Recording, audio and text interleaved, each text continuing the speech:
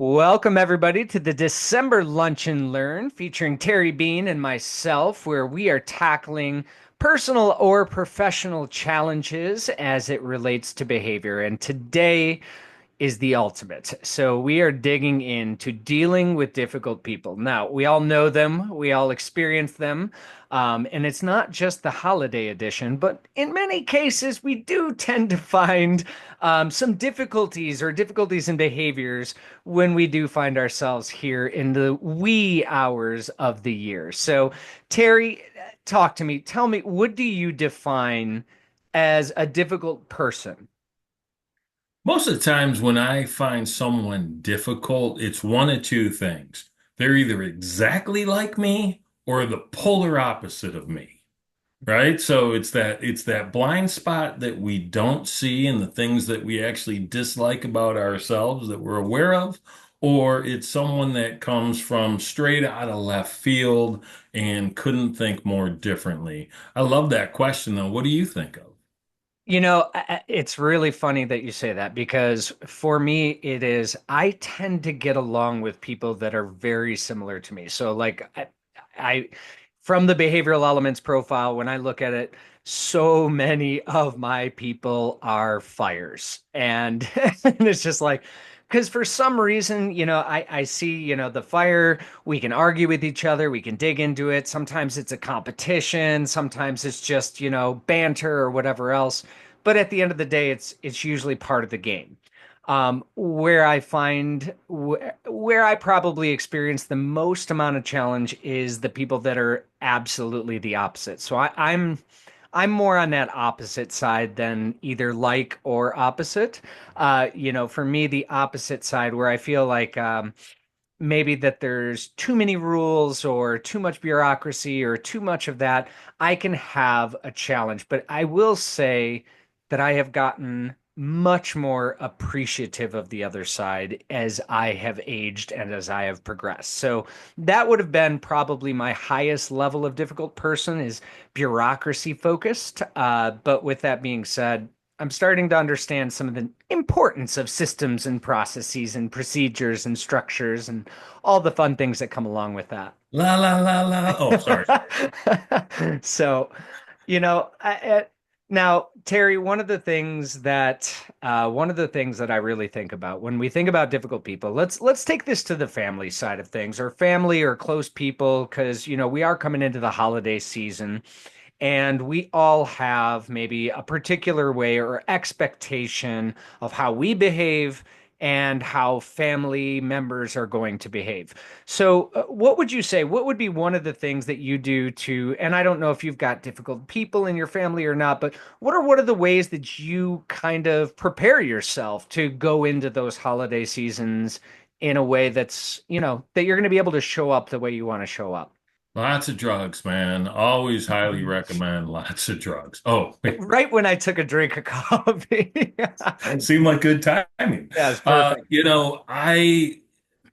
I try not to avoid people that I have dislike for because I want to always figure out what it is about them.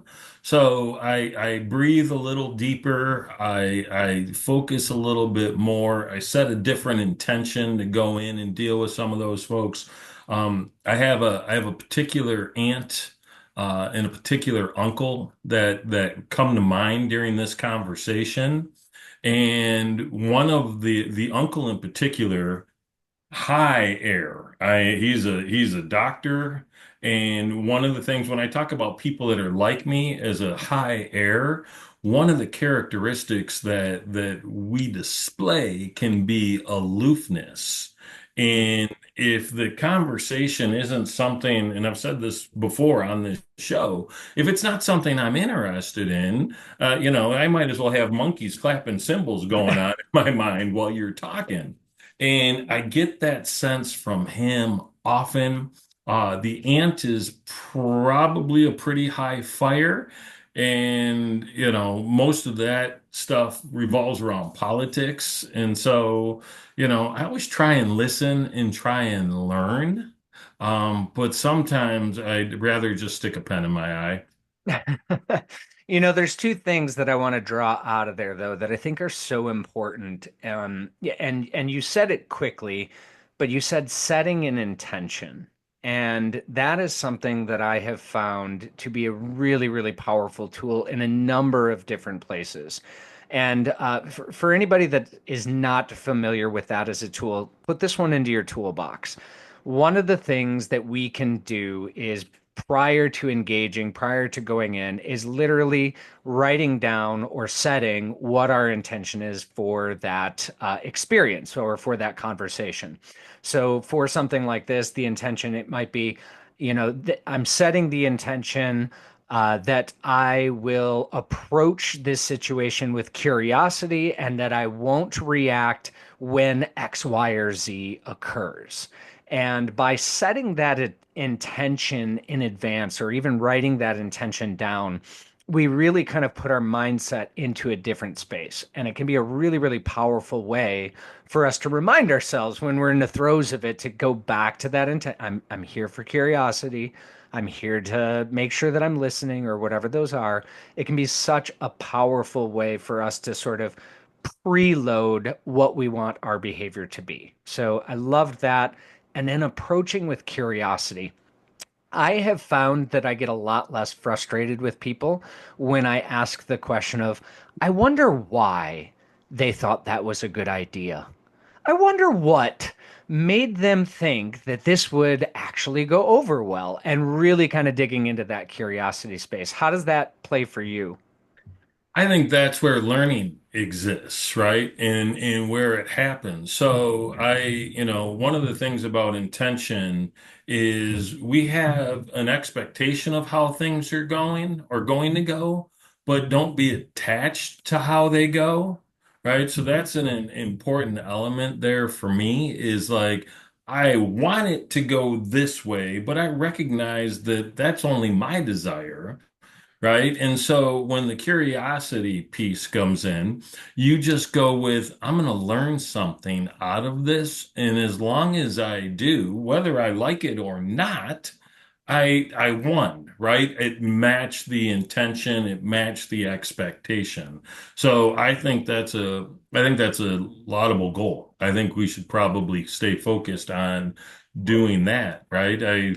We just started watching Ted Lasso again for round two, and his whole line about be curious, not judgmental, that Walt Whitman phrase, is so damn good. And too often we get hit with our judgment. And if we remove that from a situation, we end up with much better outcomes. That's so true. So, Olivia has a question in the chat. I'm loving it.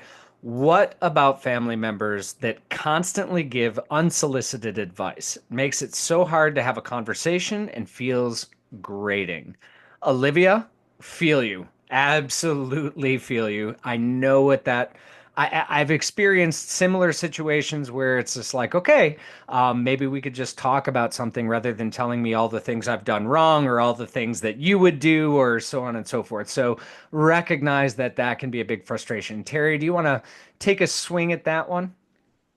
It depends on who they are, how you value the relationship, and how you want to reset it. I've used phrases like, I appreciate your insight, but I didn't ask. Well, and the moment you throw that but in there, you kind of pretty much are drawing a little bit of a boundary right then. Well, and to be fair, I usually use and instead of but. So, and I didn't ask makes it feel so much better, doesn't it? That is an approach, right? The other approach is give me an example of when that advice you just shared has worked for you, right? Ooh. Because obviously they want to help, right? But it's always good, and I'm a firm believer in we don't ask for advice from people or we don't accept advice from people that haven't done the thing they're advising us on, right? As a business coach, I'm very clear about I don't ask me about your finances, right? I don't have the right setup and mindset for that to fix that problem. I can increase your revenue, but if you want me to do your P&L, I'm not even sure what that stands for. So let's not talk there. You know, same thing with the advice piece. How do you handle that? I really like what you said is kind of asking, can you give me an example of when that worked for you? Um, that is really clever because I think it does two things. It either highlights the fact that they've not had to experience it and hopefully shuts that down just a little bit, or B, you're going to kind of kill them with curiosity. And I'm going to play with this a little bit, Olivia, because there's a couple of different things that I would look at. Is one, are they giving advice with the intention for your best interest? Okay. And that's a question that I would ask kind of at the base. Sometimes people give advice because they care about you, they love you, they want you to be successful, and so on and so forth. Sometimes people give advice because they want to be heard, seen, acknowledged, and valued themselves, or they're feeling not valuable. How I would approach it in either of those two different dynamics would be very different. If it's the person that is trying to give me advice because they love me, care about me, want to see me succeed, etc. Um, One way in which I would approach that is to really say something along the lines of acknowledge, appreciate, and then redirect. Okay. And what I would do is thank you so much. I really appreciate that you're giving me advice on this question. I've got a lot to think about in that case. Maybe we can move on to something else while I really kind of contemplate what you are sharing with me and just redirect the conversation to somewhere else.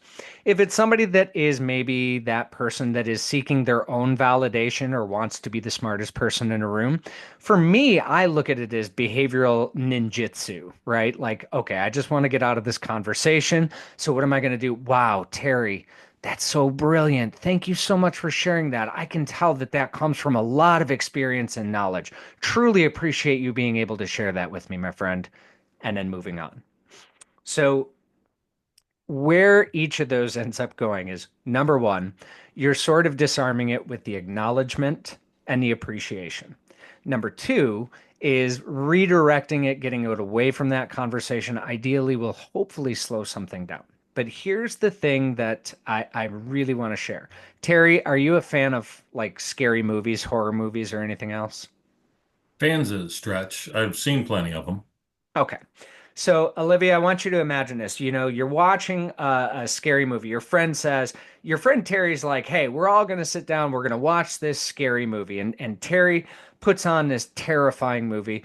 The first part, of course, is just, the setting and the scene, and you're getting to learn the characters. But then things start looking a little weird. And about halfway into the movie, whoosh, there it goes. The ghost goes across the screen and everybody jumps and startles and they see it and they react to it. And then Terry does the weirdest thing. He grabs the remote and he hits the back button and it goes back 10 seconds. And whoosh, there goes the ghost again. And then Terry does the same thing. He does it again. He hits the back button and whoosh, the ghost goes by again. After a few times, more than likely, you're probably not going to be scared by the ghost. It's probably not going to make you startle. It's probably not going to make you jump. You're going to be anticipating it. And when we think about this, how often do you see that behavior from that person that's offering you advice? Yet every time we continue to jump or react to it. And that's one of the hard things to remember is that's actually our own choice. We get to choose how we show up or how we respond. And even though that behavior is scary, or even though that behavior is maybe startling, if we can predict it, we can actually temper ourselves to code for a different action or response. Maybe we just shut the conversation down. Hey, thanks so much, Terry. Appreciate it. I'm going to go grab some water and just walk away from the conversation. When that action happens, if it's a calculated action, I see the results or the response in a much more impactful way for us because you can't control their behavior and their behavior is not worth your heart attack, right? So that would be one thing. Predict it, set the intention, and then use the acknowledge, appreciate, and redirect. Digging that, Terry? Big fan, big fan. And I figured this out about 25 years ago that we don't have any power in reaction. We have all the power in our response, right? And so the difference to me is a reaction's gut, straight gut, instant, right there. A response requires whether we're filtering it through our brain mind or our heart mind and our gut mind. And if you want to get all woo-woo, it could be through the cosmic mind as well. But when we take that extra split second to run it through a different filter, we can formulate a much better next step than just that gut reaction. So I highly advise looking at those four minds as separate, but and when we can align them, that's where magic lives. And the other thing that you said is anticipation. If this catches you off guard every year, it's time to pay attention better. It really is, right? You should almost expect that to be the case. And that's why earlier we talked about setting the intention. I know that aunt, I know that uncle. The aunt's out of state, so I don't see her all the time. I see the uncle every holiday, right? And it's like, well, I know it's going to be this way. He's a nice enough guy. I don't dislike him, but I know that the conversation's always going to be a lot of advice that I didn't ask for, or whatever is grinding his gears that day, I'm going to end up hearing about. So it's like, just take it for what it is. He cares.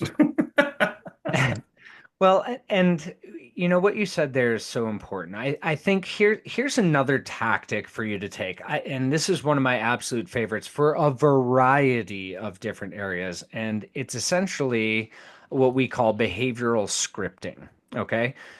If a situation presents itself, fill in the blank, whatever it is. If my uncle gives me advice that I don't want, if somebody raises their voice at the dinner table, if the waiter asks me if I would like another drink, we script out the then response. So think about it as if then statement.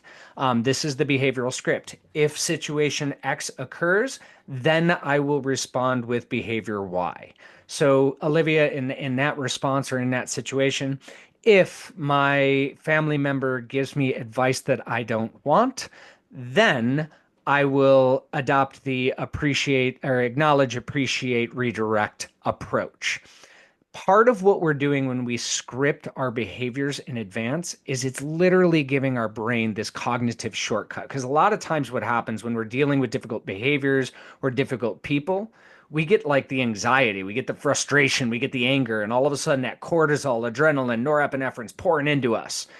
If we create some of these behavioral scripts or even responses in advance and say, when this occurs, then I will implement this. Or when this happens, I will implement this. It's going to give you an advantage in that moment to go back to that behavioral script. If the script works, great. If it doesn't, we can always change the script later.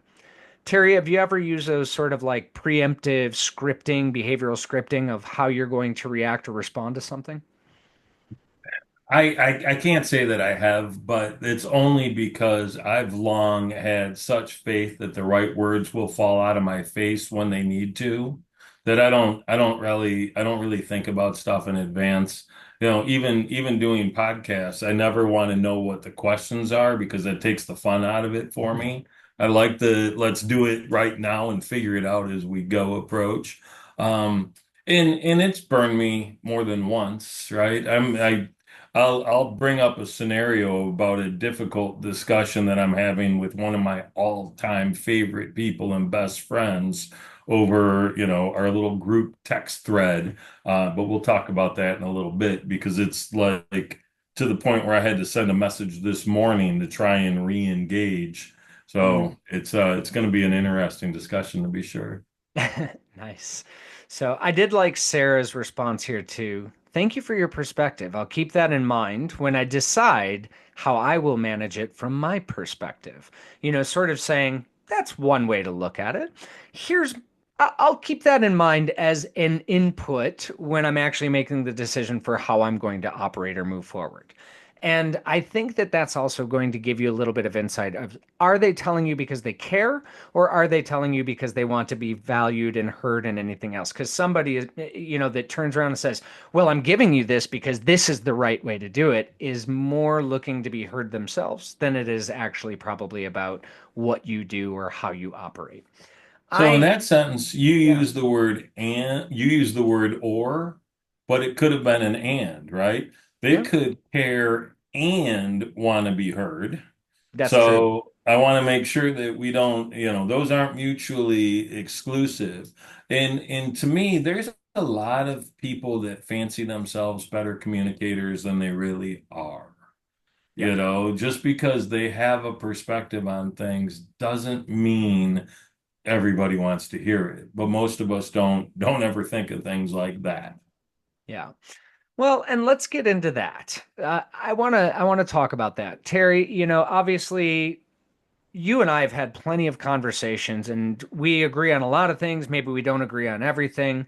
But in a lot of these different places, whether it's a family holiday or even if it's just sitting around the dinner table, people have opinions and they tend to express them. And in the existing environment right now, it seems like a lot of discourse has become, I don't want to say uncivil, but there's not a lot of space for civil discourse or anything else. Now, I lean back into my curiosity. I always want to get to know and understand, like, how did somebody get from point A to point B, or what got them to that space? What would you do in the event that, say that a conversation comes up and an opinion shared that maybe you're not particularly appreciative of?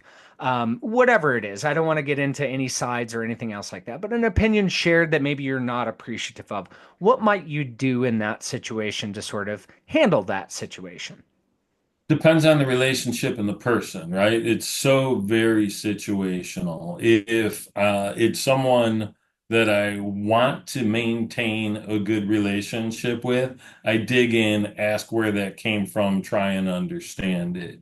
If it's someone that I have to maintain a relationship with, I might use that approach, or I might go with, I disagree. Here's why. What do you think of that? Right. And try and maintain a discussion. And if it's someone that I don't give a rip about, I may either go, listen, you're ridiculous, here's why, or simply walk away. I made a post the other day, and it's a thought process that I've had since playing around on threads over the past couple of months. Because if you say the wrong thing on threads, it's so wide open, you're getting responses and comments from hundreds of people that you don't even know. And so the thought was, we don't have to attend every disagreement we are invited to. Mm, I think And like to that. Yeah. me, it's such a great reminder that, hey, just because they don't agree with you doesn't mean that we have to stay and fight. Where we get so into fight or flight mode that we forget that there's a whole thing called neutrality in between those two, and we could just stay there. Yeah.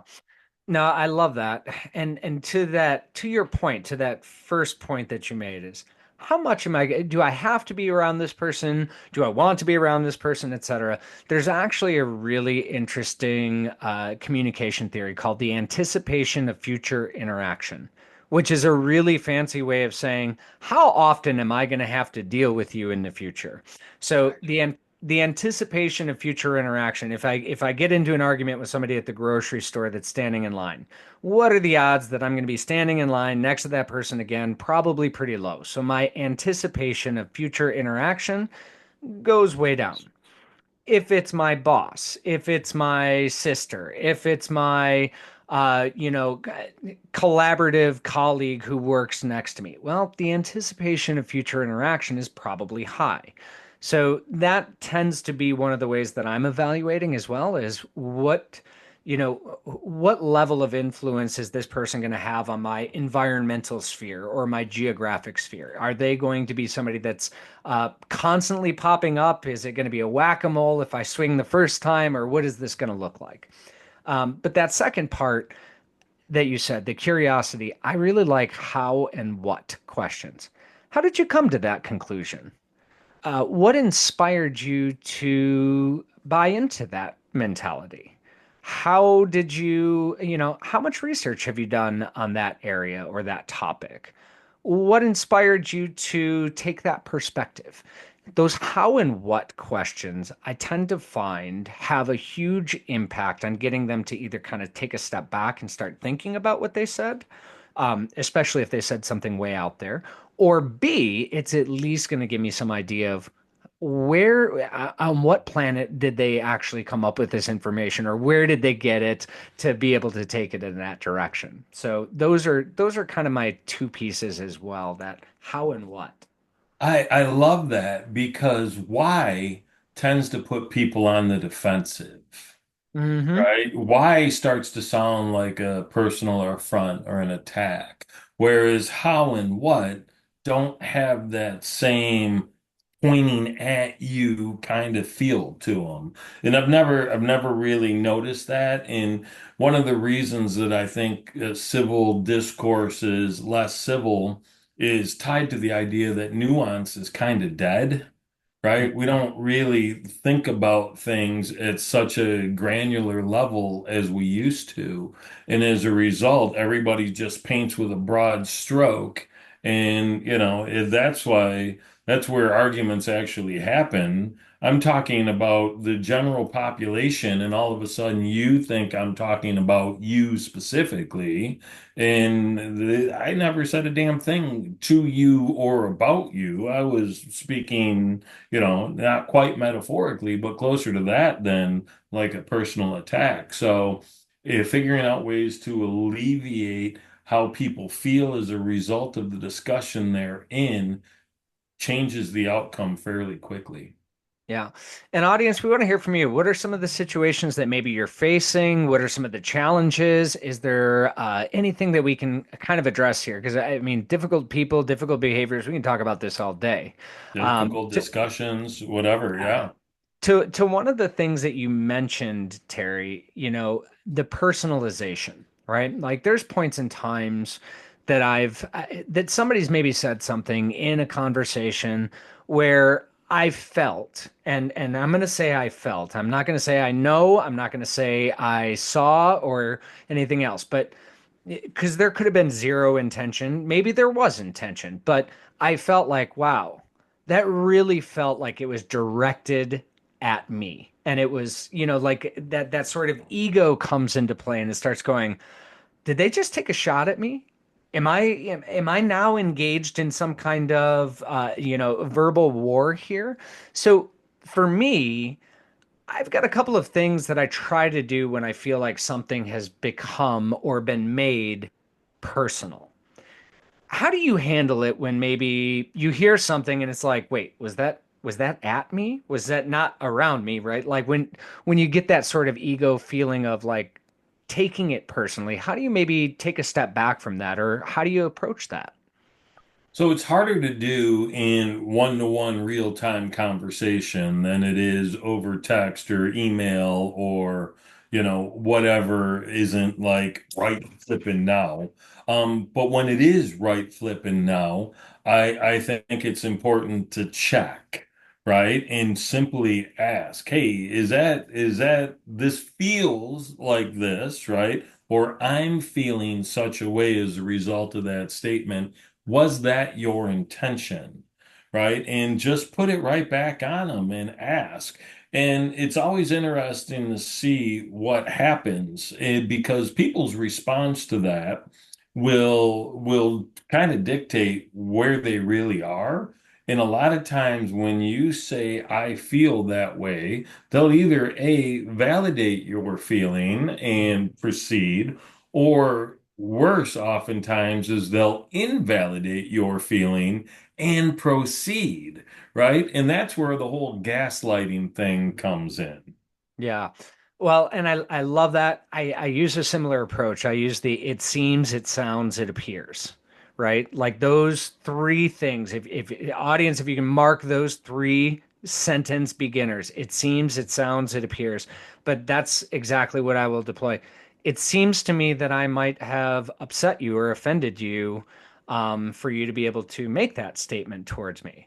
And what's going to happen at that point in time is they're going to react, or they're either going to affirm or reject it, right? They're going to say, well, yeah, because you did X, Y, and Z. Okay, well, now we can at least get to the bottom of what that conversation is going to be about.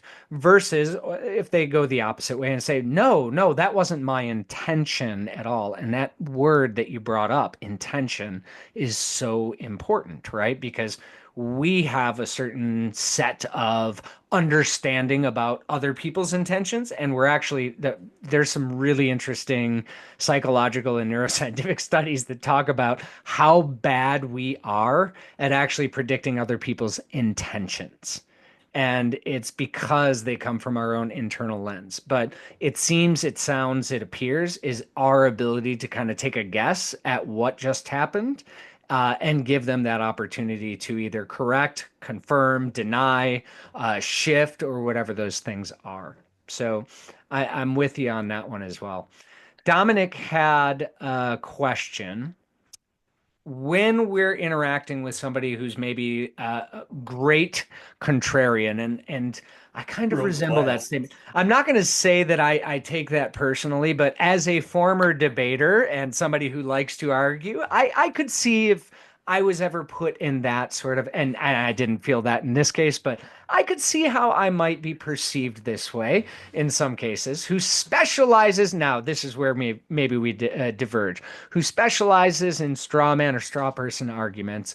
When do you engage or disengage? And I think that I'm going to ask that from the meta side of things to start off with. Terry, at what point in time do you just go, this isn't worth my time, and walk away? And I know we talked about like the anticipation of future interaction, but like where do you draw the line on an argument or a disagreement or anything else? It has to align to my belief system, right? To care.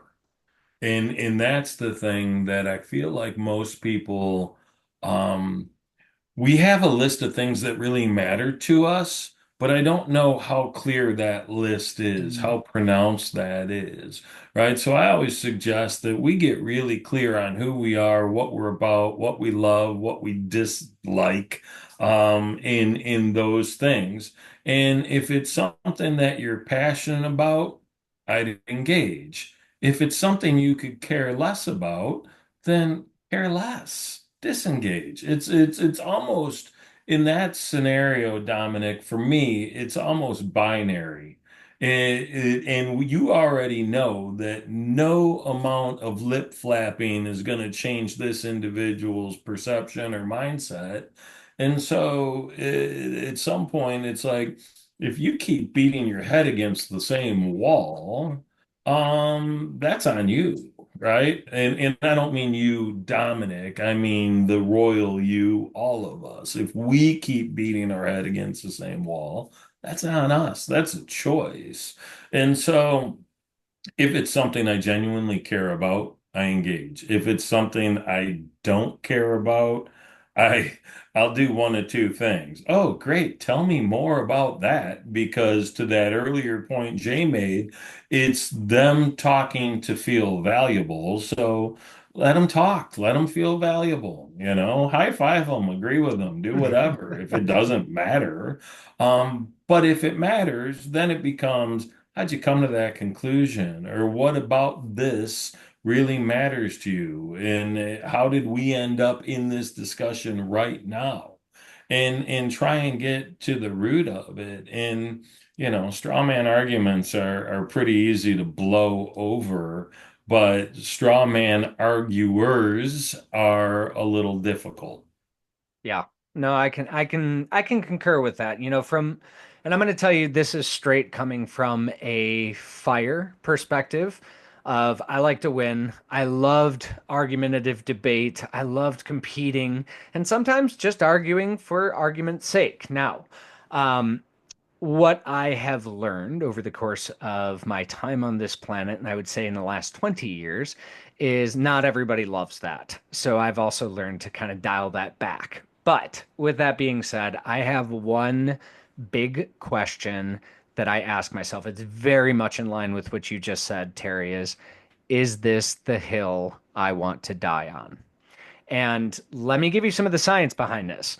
When we are engaged in an argument or having a difficult conversation or arguing with somebody, as Mark Twain says, never argue with the fool because at a distance you can't tell which one's which.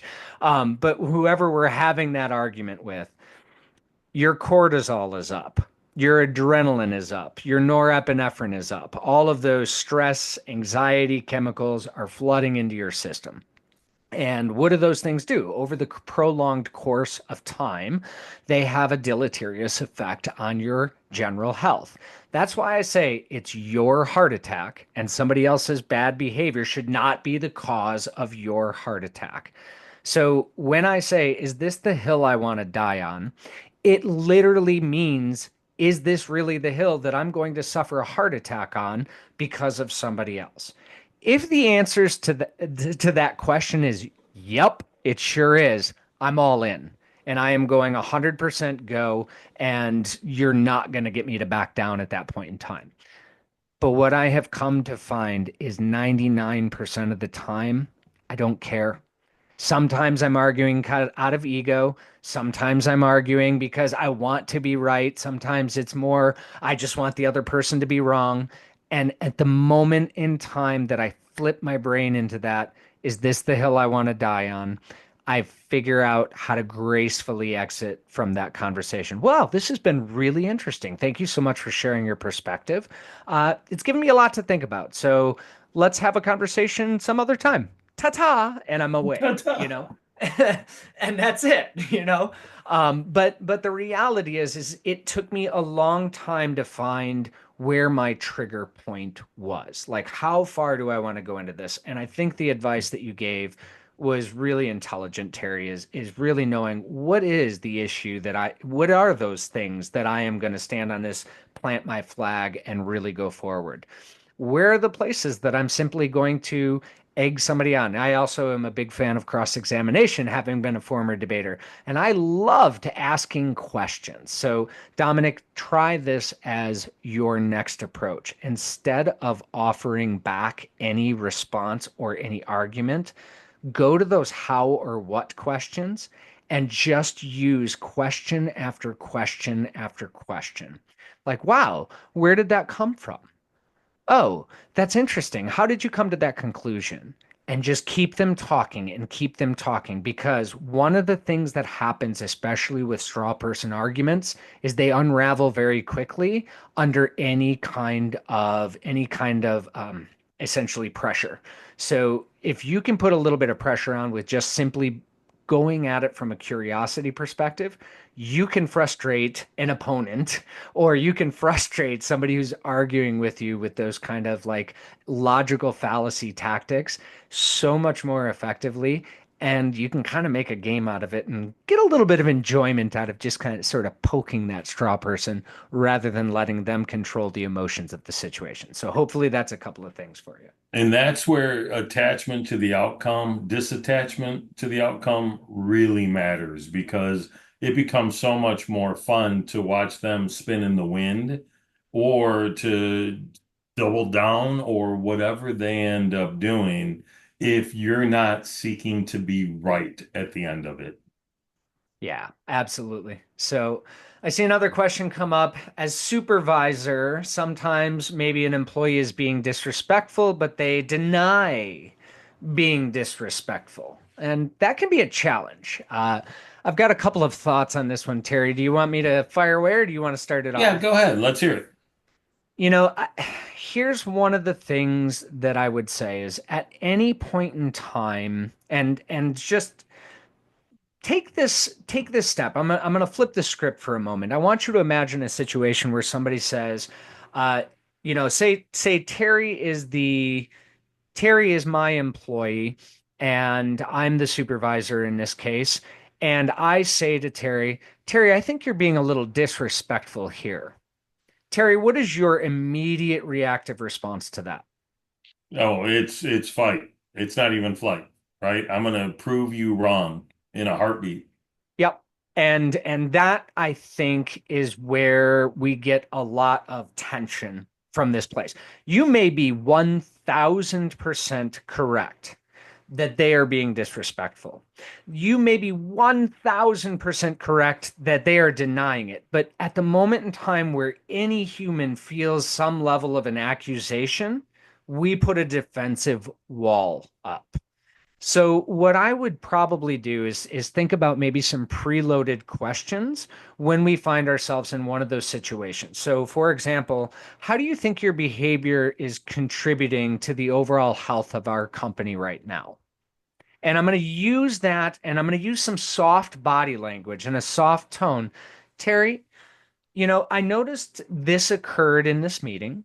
How do you think that that contributes to the overall team morale? And I'm going to let Terry answer that. Well, if the team gets upset about that, then that's their problem. Terry, do you think that that's a positive way for all of us to go about in our behaviors at the workplace? And I'm going to use that coaching approach to get Terry to really kind of take a step back from his own behavior, acknowledge his own behavior, and say, I might have been able to handle that differently. And sometimes when we're looking at a difficult person, we might think this person is completely obtuse. They have no idea. There's no self-awareness. This is again a lot of times where we're not really good at evaluating somebody else's sort of position. Most people actually know when they're being contrarian or when they're being maybe disrespectful, but they're not going to be told that they're going to be disrespectful or that they're being contrarian. If we can help them to actually bring that out themselves or acknowledge it, more often than not, they're probably aware that what they did was not socially acceptable. So the drive to bond, our oxytocin, our water element, whether or not it's high or low in anybody else, we have that hard programmed into our brain that we've got to affiliate and fit in on some level. And a reason for that is our survival depended on it for literally tens of thousands, 100,000 years, where we had to some level fit in. This is why I always love it when people are like, I'm a loner. Okay, well, why are you saying that in a public sphere? And why are you know what I'm saying? Why are you sending out that signal or that statement? Because you're looking for other loners to acknowledge your existence in isolation, so that way you can isolate together. It's ironic, but the reality is that is how our brain is hardwired. Helping somebody to kind of come to their own conclusion, I think, can be really powerful. Terry, what's your thoughts on it? My thought is we're titling this episode Loners Need to Isolate Together. I think that's beautiful. That is so funny. I like everything you said. I also employ the tactic of reversal and asking, how would you feel if that was said or done to you? Mm, And let them put themselves in the shoes and see how they respond. And 8 times out of 10, and I just made that up, I think they actually get it, right? They start to see the error of that thought process. And so, as a leader, as a supervisor, it's, in my mind, and Jay used the word coaching earlier, we're trying to coach people to be better, right? And putting them in a situation where they can look at something from another's point of view. I think that really matters. And the reality is the challenge that most all discussions have is that's the one thing that we all bring to the discussion, our frame of reference, our point of view, our lived experience, right? All of that colors everything that comes out of our mouth, but more importantly, everything that comes into our ears, right? So those filters, we need to kind of break them down a little bit and make sure someone's looking at it from a different perspective. yeah, I love that, Terry. So this is one of the tools, and here's the tactic. It's called fact, story, ask. Fact, story, ask. The fact is what you see, is the observable behavior. Terry, I noticed in our meeting that you had interrupted Joe a number of times while Joe was presenting. The story that I'm telling myself is that you don't have a lot of respect for Joe. Can you help me understand what was actually occurring there? Facts, I saw it. The story I'm telling myself, this is how I'm perceiving the situation. And can you provide your story so that way we can get to the bottom of what this looks like? Now, I Wow. didn't tell you, you like that, Terry? Love that. Love that. I find that that approach doesn't say, Terry, you were being disrespectful to Joe. Because then Terry's going to say, well, Joe was disrespectful to me, or this is occurring, or this is why that happened, or there's going to be some level of response of defense or even aggression or anything else like that. But if I say, Terry, I noticed that you interrupted, that's an observable fact. Okay, well, yeah, I did interrupt Joe. The story I'm telling myself is that you don't really respect Joe, but can you help me understand what's actually happening here? Now, Terry may say, "Yeah, I don't respect Joe because he's blah blah blah blah blah." Okay, well now we can address that. Or Terry's going to say, "No, I was just really passionate about this project." I love your passion, Terry. How might we be able to make sure that that passion is really put to good use, but we still hear from everybody else on the team in a meaningful and productive way? And we're just going to shift right back into those how and what type questions to get them to solve that challenge themselves. So, fact, story, ask. And I think that that can really help draw some of that behavior out, but doing it in a way that's maybe not going to trigger that defensive reaction or response. I think that's genius. I don't know that I've heard that before, and I think that's such a great way to go about it because it's going to lower the defensiveness, which that's the first barrier we need to get through in any difficult discussion. We need to put people at ease that we're communicating with. And so allowing us to focus on the issue, the fact, right? Explaining your perspective in a non-combative way, the story that you've concocted and owning your story, not making it their fault, but owning it, and then asking what they see so they can contribute to that conversation in a meaningful way. Chef's kiss. Well, thank you, sir. I appreciate that. I think the one thing that I would add, and I'm going to go back to something that you had said earlier, Terry, the word intention. And what I have found is you can have a conversation with just about anyone about anything if they believe that your intention is something that is valuable or considerate towards them. Let me give you an example of this. Um, if I was to say, hey, Terry, I saw you interrupting Joe in that meeting. Now, if Terry and I are very good friends, we've been working together for a long time. I've always had Terry's back. I'm always watching out. Terry's probably going to give me a little bit of grace. And he's going to say, oh, I didn't notice that I was doing that. Thank you for bringing that to my attention. Or, yeah, I was trying to get X, Y, or Z across, or something like that. But if Terry thinks that my intention is to embarrass him, disparage him, or anything else, Terry's not going to react in that same way, right? So, one of the things that I like to use in that case is kind of announcing what my intention is. I actually do this in emails, I do this in text messages. My intention is not to attack your passion, Terry. My intention is to make sure that we're all communicating in a really functional way. Can you help me understand what it is that's bringing X, Y, or Z behavior to the table? Right? Announcing what our intention is in advance is almost like using a behavioral turn signal. I'm indicating this is where I'm stepping into the lane, but I'm not going to go all the way across. This is where I'm staying. This is the lane that I want to get into. So that intention, I think, can sometimes really be an impactful way for us to clarify what is our purpose for bringing this up, or why are we even having this conversation, and what is this conversation not about? And I think that that can be a real powerful way to sort of limit how much somebody's going to take that personally. That reminds me so much, and we talked about the rule of Alti months back. Always level the expectation. And when we set something clear as to what we're going to discuss or what we hope to uncover or what we're trying to get at, that puts like the bumpers on the bowling alley, right? The bowling lane. We can actually get down and hit the pins as opposed to zigzagging back and forth and never actually getting to the point of the conversation. And I love the turn signal analogy, right? We have to let people know what we're trying to achieve so we can work together to get to that goal as opposed to like, oh, I'm a guy that likes to hold my cards close to the vest. Great. So we're never really going to know what you're thinking, what you believe. Okay, that's awesome.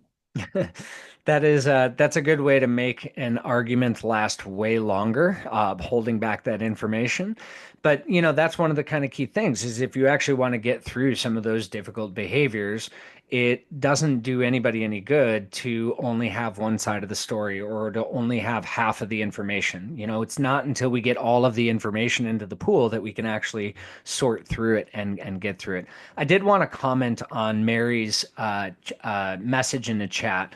The go-to response is, I understand. Now, I understand does not mean agreement. I am in 1000% agreement with that, Mary. And I like that because one of the things that I have found with a lot of difficult people, I'm not going to say all or most, but a lot of the difficult people that I've interacted with is, and here's the big dirty secret, they are human and they want the same things that every other human wants. They want to feel respected. They want to they want to feel important. They want to feel valued. They want to feel seen. They want to feel heard. Now, a lot of the people that continuously repeat the same patterns of behavior is oftentimes because those patterns of behavior have helped to help them fulfill that sort of lack of feeling valued, seen, need, heard. Negative attention can be just as powerful to the brain as positive attention. I think we all know that.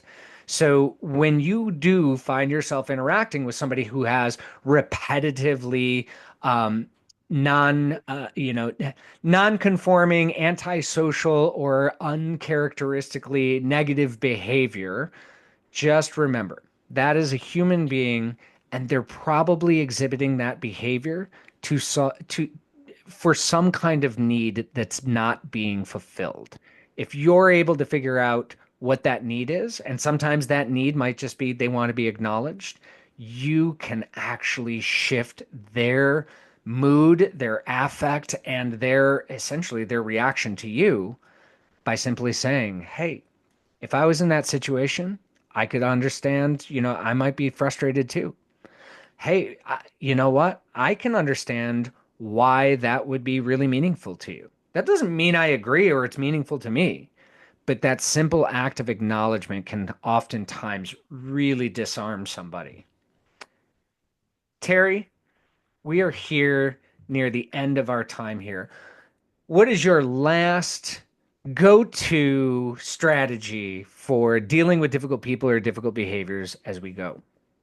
It's real simple. If you want less difficult conversations or less difficult discussions or less difficult interactions, try this.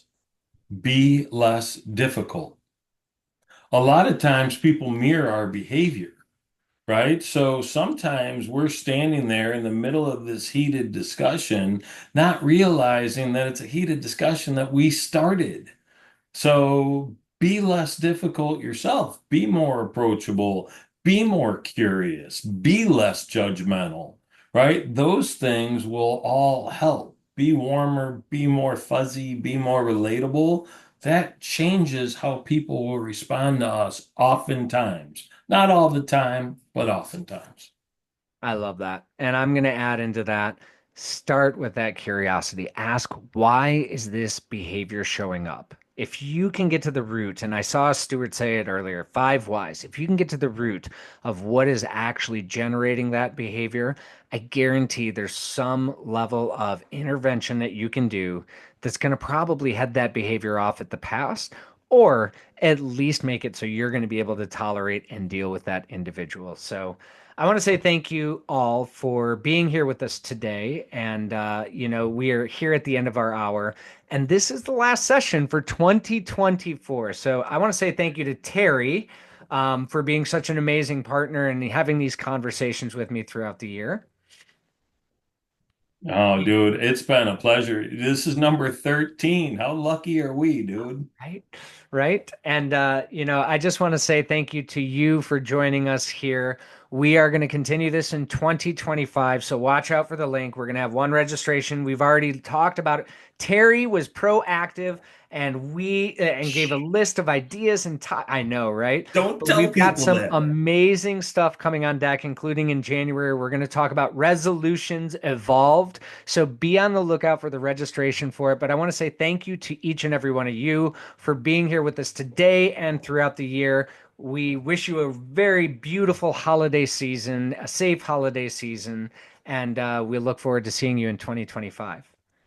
Such a pleasure to do this with you, Jay. You're so damn smart and have such great insight. I love it. I hope everyone learns half as much as I do on these things. So thank you to you. Well, Happy holidays. and the same to you, my friend. Thank you so much. Take care, everybody, and we'll talk to you soon. Bye bye.